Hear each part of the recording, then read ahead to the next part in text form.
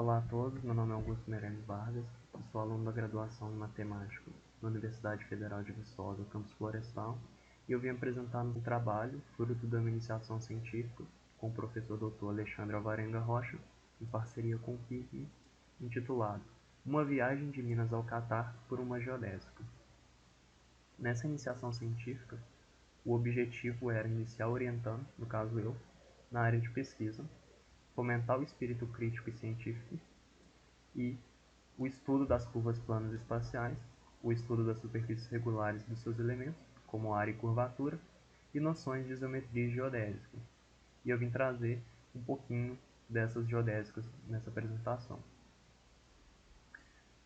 Essa iniciação ela teve como tema principal a geometria diferencial, e a geometria diferencial nada mais é do que trabalhar com ferramentas do cálculo problemas geométricos. Ela foi introduzida por Friedrich Gauss em 1822 e hoje ela tem relações com diversas áreas da matemática, como a EDP e topologia, além de ter aplicação na relatividade e mecânica celeste. Bom, no nosso dia a dia a gente costuma utilizar da geometria euclidiana, que é aquela formulada por Euclides, que faz uma geometria em cima dos planos, tendo base os postulados de Euclides. O que nem todo mundo sabe é que existem outras geometrias que são chamadas de não euclidianas. Por exemplo, a geometria hiperbólica e elíptica, que surgem a partir da rejeição do axioma do paralelismo de Euclides. E claro, a geometria diferencial é uma geometria não euclidiana, porque a gente vai estar fazendo uma geometria em cima de superfícies e não do plano. Por que a gente não usa essas geometrias não euclidianas no nosso dia a dia?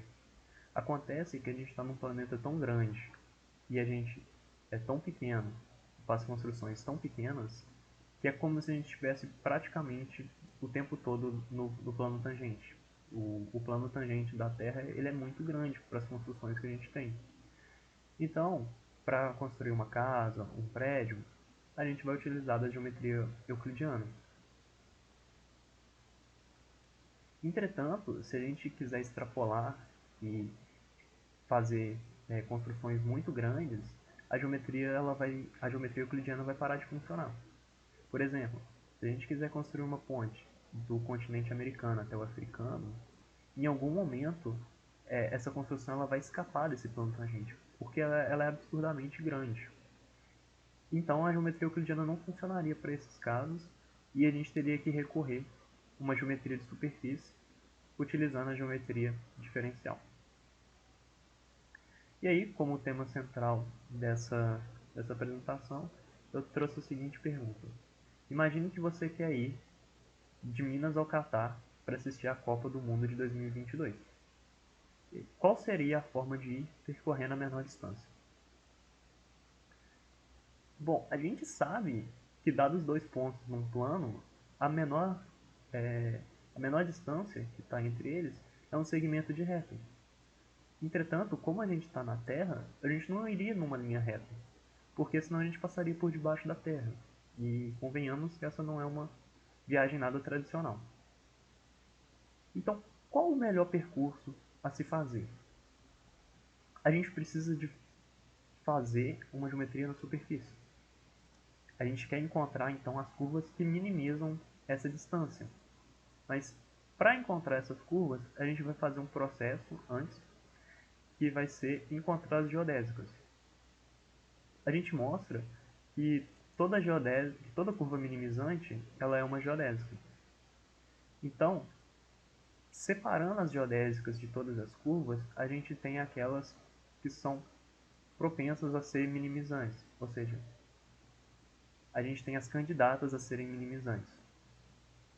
Nem toda curva geodésica vai ser minimizante, mas toda minimizante vai ser uma geodésica. É como se fosse no cálculo 1, para encontrar os pontos de máximo e mínimo, a gente passa pelos pontos críticos. Eles podem não ser, mas isso já delimita em quais pontos a gente tem que trabalhar. É o mesmo caso aqui. Fazendo esse processo de encontrar as geodésicas para depois encontrar as minimizantes, a gente facilita muito o nosso trabalho. Bom, estou falando de geodésica, vamos para a definição formal de geodésica. Então, uma curva parametrizada diferenciável de uma superfície regular S, gama, do aberto I, contido nos reais, para a superfície S, é dita uma geodésica parametrizada se a componente tangencial de seu vetor aceleração é nula. Isto é, se para todo t pertencente a I, gama duas linhas de t é ortogonal ao plano tangente t, gama de t, S. Bom, para facilitar a nossa vida, a gente vai fazer uma aproximação da Terra como sendo uma esfera, certo? A esfera ela vai ser uma superfície completa. E pelo teorema de Hopf-Riemann, a gente vai ter que, como essa é uma superfície completa, se a gente pega dois pontos quaisquer, P e Q, nessa superfície, vai existir uma geodésica minimizante que liga P a Q. Agora, para a gente encontrar as geodésicas numa esfera, não é complicado. Por quê? Isso vai acontecer uma vez que os grandes círculos de uma esfera, que são obtidos intersectando um plano com a esfera, passando pela origem, ser uma circunferência. Como essa intersecção é uma circunferência, a normal dessa curva, dessa circunferência que vai surgir, num ponto P, vai estar na direção da reta que liga P a O. Com isso, a gente vai ter que a componente de aceleração, a componente tangencial do vetor aceleração vai ser nula. E logo, o grande círculo numa esfera vai ser uma geodésica.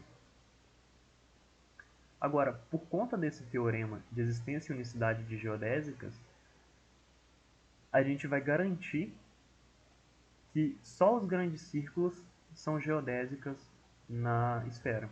Só os grandes círculos e curvas que estão contidas nele, né? Então, proposição.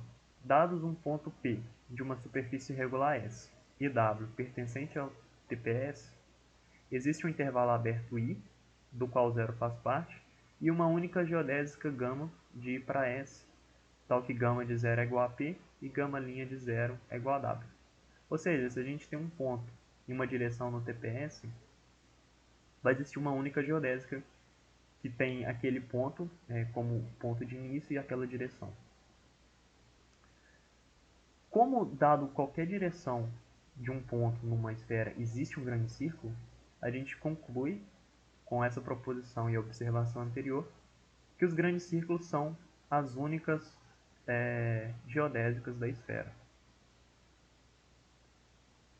E aí, se a gente pegar quaisquer pontos que não sejam antípodas, ou seja, não estejam em extremos opostos, vai existir um único círculo máximo, ou seja, um único grande círculo que liga esses dois pontos.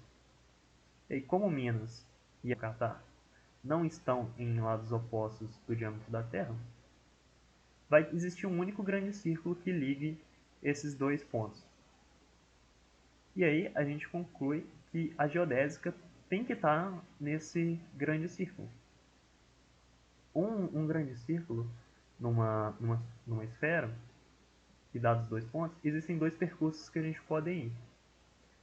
Mas fica fácil de verificar qual dos dois a gente tem que escolher, certo? Basta a gente analisar essas duas geodésicas e escolher a de menor comprimento. E esse seria o percurso ótimo para a nossa viagem. Bom, essas são as referências que eu usei. Basicamente o livro do Manfredo e o livro do Ronaldo. E obrigado por assistir.